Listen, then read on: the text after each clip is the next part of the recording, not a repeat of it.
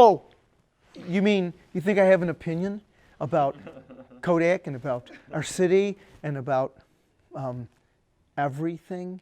Yes.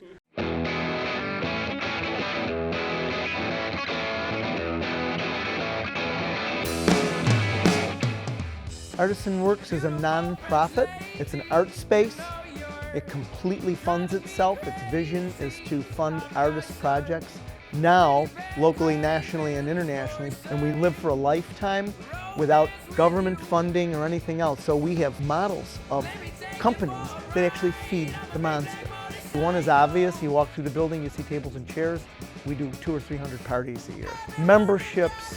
The other thing is donations. Kids don't want any of their parents' stuff. The car that Dad's been building in the garage for the last 20 years. So we end up becoming a repository for a lot of that work, which then creates the experience rooms that you're going to be seeing today.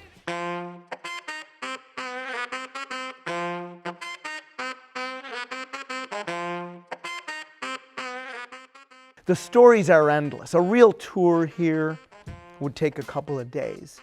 Exhausting. We start out with the main showroom, and that kind of gets you, okay, welcome, right? Welcome to ARTISANworks.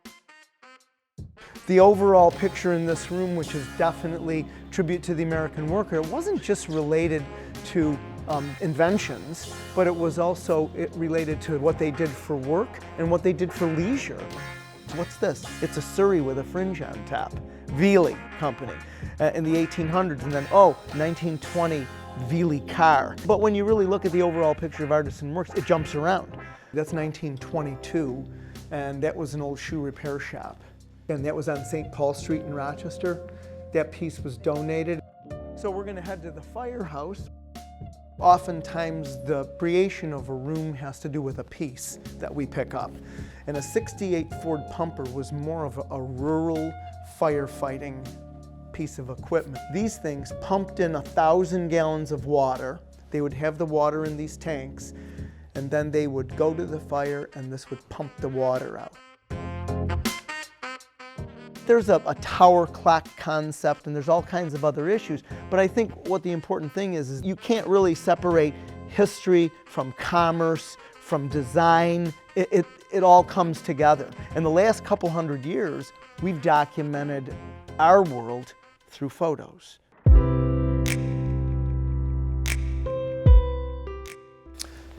Picture of a Syrian refugee. That's featured in the Smithsonian in the August magazine. And that's a pretty well-known photograph. Next stop we're gonna do is we're gonna go down the Hall of History. We've been compared to the WPA, Works Progress Administration, right? That's the Roosevelt gig. Countries in the Depression, what do? You feed artists by sending artists, photographers to go out west to film. There were no cell phones, video, nobody knew what the hell was happening. They knew that people were jumping off buildings in New York, because of the stock market, but they didn't really know what the hell was going on in the rest of the country. So this was all government feeding people. We started with the earliest photograph, and we walk ourselves through the history right to digital. So we have this guy, right? Wayne Martin Belger, photographer in Arizona. Crazy. This guy created this camera, and he has it in a box. It's almost like a horror movie. And it's a 500-year-old Tibetan monk skull that happens to be a stereo camera.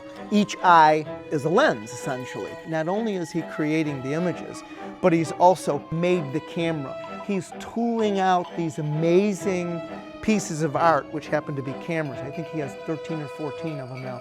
We have 7 of them. Each one only photographs a theme. I'm drunk, not tipsy, don't mistake this or else. And I think the idea of our event side of what we do is critical. Oh yeah, you want to have a wedding, you want to have a party. Well, guess what? You create a space that's like no other. Key spaces are, Casablanca. I mean, these kids never even saw the movie, never heard of the movie. They walk into that room, it's like, I'm having my wedding here, period. Bourbon Street. I want to have my party in the middle of Bourbon Street. So at the end of the day, I think that really becomes the key for us, is to continue to build new spaces.